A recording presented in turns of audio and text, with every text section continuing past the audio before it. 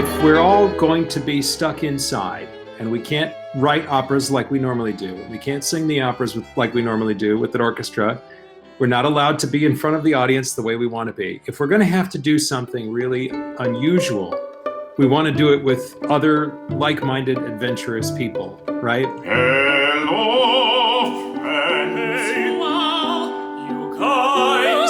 Hi, sorry. Hi, sorry you go. The most satisfying and joyful experiences that we have had working in opera have been with Maria and Bob and Sarah. Like, these are people who could potentially move fast enough and be bold enough to make a big collaboration happen. So we looked at it, he'd already mentioned the Decameron, and we said, okay, this is broken down into a zillion stories. Much more interesting than Hilliard and BORESI setting 100 stories would be Hilliard and BORESI and 99 other people.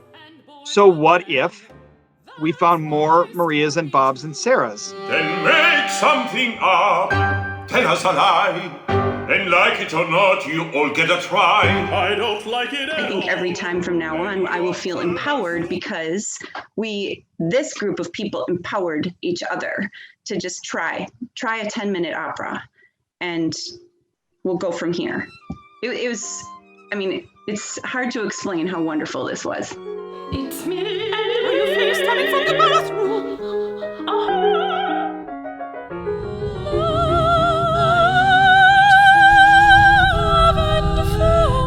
We had an enormous amount of fear when this was just an idea, and we were contemplating adding it to our season and committing to it. But then as soon as we had that first meeting, it was like, no fear, just work, and a great deal of joyful learning and camaraderie and collegiality that is really rare and precious. And that's been consistent throughout. Like, I'm seriously terrified of not having meetings anymore because I'm not sure what I'll do. Marina played for a fool. Too wrapped in reflection, she fell in the pool. I don't remember thinking about it that hard. I loved that this was an idea that was so timely, but also incredibly timeless, right? From the 14th century Black Plague, Boccaccio's Italian masterwork, that is something that could last longer than this moment. And I loved the idea of that. I loved that philosophically, what we do as opera producers is tell stories to make sense of the world around us.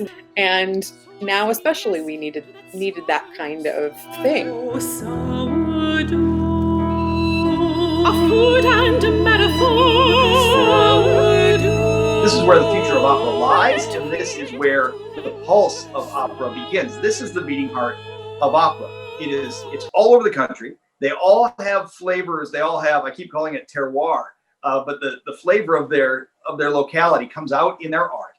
And they are creating opera audiences. Yes, they have ticket holders who are also season ticket holders down the road at the big opera company in the city.